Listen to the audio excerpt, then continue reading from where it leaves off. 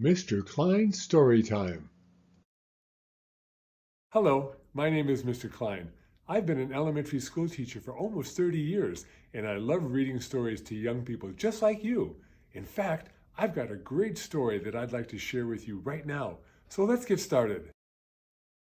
Winnie the Pooh, Piglet the Brave. Winnie the Pooh, Piglet the Brave. Written by Catherine Hapka, illustrated by the Disney storybook artists. Piglet was a very small animal. Almost everything in the Hundred-Acre Wood was larger than he was. Being so small could make the whole world seem rather scary at times. Piglet was frightened by many things: dark and spooky shadows, thud, startling surprises, crash, boom, boom, loud and angry thunderstorms, being all alone. Sometimes Piglet even felt frightened in his own cozy bed. One dark night he had an especially scary dream. In the dream he was collecting acorns. All of a sudden a acorn fell on his head. Piglet jumped. "Oh, you startled me!" he cried. "How could you be scared of a tiny acorn like me?" the acorn asked. Now Piglet was even more surprised. "I didn't think acorns could talk," he exclaimed.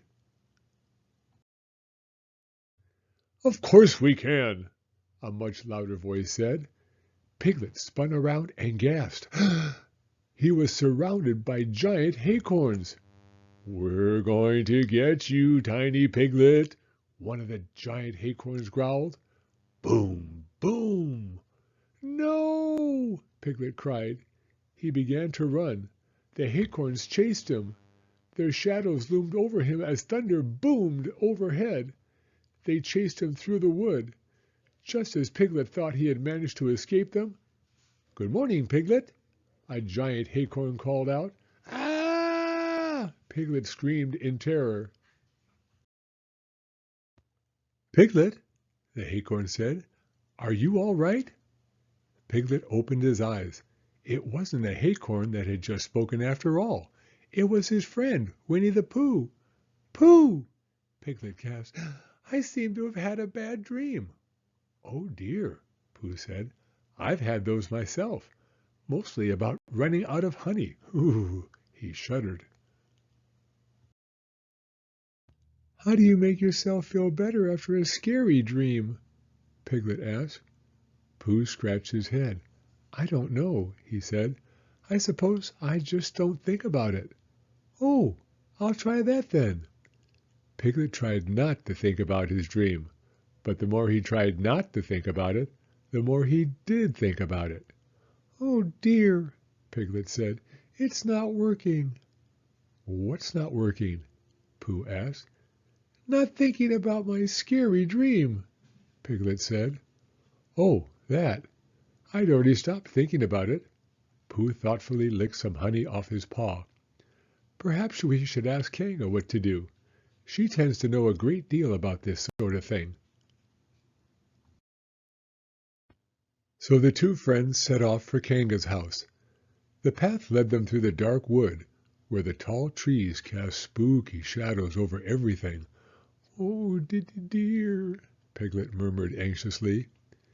He was relieved when they arrived at Kanga's house. Little Roo was playing outside. "Hello," Roo said. "Did you come to play with me?" "Not exactly," Pooh said. "We came to ask Kanga how to stop Piglet from being frightened by his bad dreams." "And by shadows," Piglet added, glancing back to make sure the scary shadows hadn't followed them. "I used to be afraid of shadows too," Roo said, "but Mama told me to use my imagination to change them from something scary into something fun." "Fun?" Piglet shuddered. "How could you do that?" "By playing make-believe. I'll show you," Roo offered. He led Piglet and Pooh into the woods. The shadows were as dark and spooky as ever. "Now what?" asked Pooh. "Now I pretend that the shadows are something else." Roo thought for a second. "I know. I'm going to pretend that shadow there is a kite." Roo began pretending to fly his make-believe kite. "Look how high my kite can fly!" he cried, hopping along the path with glee. Pooh said thoughtfully. "I believe I'll play make-believe with the shadows too." He looked this way and that until he spotted a rather roundish shadow that resembled something dear to Pooh's heart. A giant honey pot. "Try it, Piglet," Roo called cheerfully. "You'll like it." Piglet took a deep breath and thought about things that made him happy. As he did, a shadow beside him suddenly turned into his friend Bloon. Piglet grabbed Bloon's string, and together they floated through the wood. "This is fun!" Piglet exclaimed. Suddenly, a giant monster leaped into view. "Halloo, Piglet!" the monster exclaimed. Only it wasn't a monster at all. It was Tigger. "Tigger," Piglet said, "you frightened me." "Sorry about that, Piglet, old pal," Tigger said. "I'd better unfrighten you then." "What was it that was so frightening exactly?" Tigger asked. "Was it my stripes? My whiskers? My grrr?" He let out a loud grrr. "It was probably my grrr, wasn't it?" "No," Piglet said. "I mean, your grrr is quite impressive, Tigger, but what scared me was the surprise." "I see," Tigger said. "Well, there's one way to fix that." "By not surprising me any more?" Piglet asked. "Nope." Tigger shook his head. "By surprising you more." Piglet was confused. "How will that help me be less scared?" "You'll see. Now take a walk through the wood, and I'll start surprising you." Piglet, Pooh, and Roo started walking. Tigger disappeared. A moment later, he bounced Piglet off his feet again. "Surprise!" he cried. "Are you scared?" Piglet smiled. "No, you told me you were going to surprise me, so I wasn't scared at all." He gasped. "Oh, it worked!" "Told you so," Tigger said proudly. Just then, Kanga came into view. "It's time for your bath, Roo," she said. "There's a storm coming, so we must hurry." "A storm?" Piglet looked up. Sure enough, angry black storm clouds were gathering overhead. When Piglet looked around, he realized he'd been left behind. "Oh, dear," he murmured.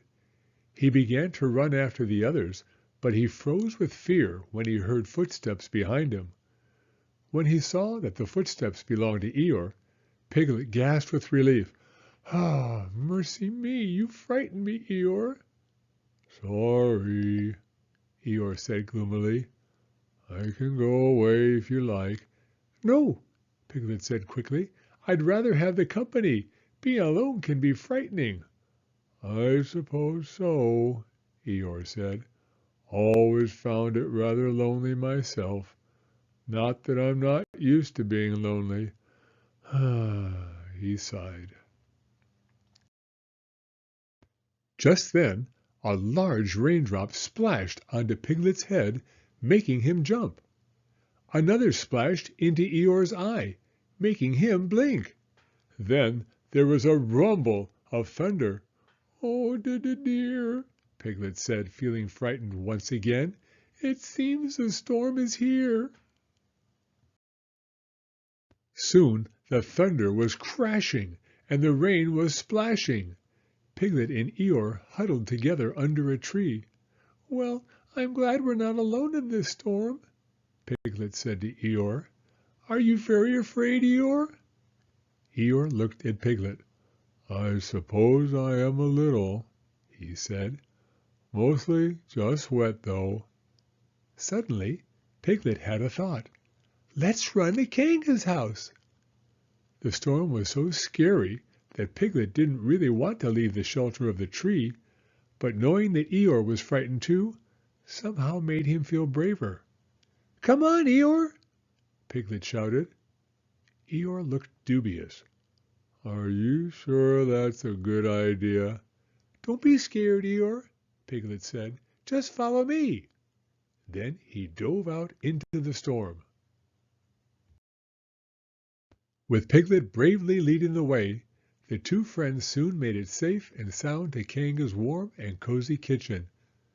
"What a terrible storm!" Piglet exclaimed. Pooh nodded, shivering a little. "Are you still scared, Piglet?" Piglet thought about it and then smiled. "I'm still a very small animal who isn't particularly brave," he said. "But today my friends helped me see that scary things aren't nearly as scary when you have such good friends to be brave with." The end. Thank you for coming to Storytime. If you like this video, please give it a thumbs up. I read new stories every week, so be sure to hit the subscribe button if you'd like to hear another one. Hope to see you again soon.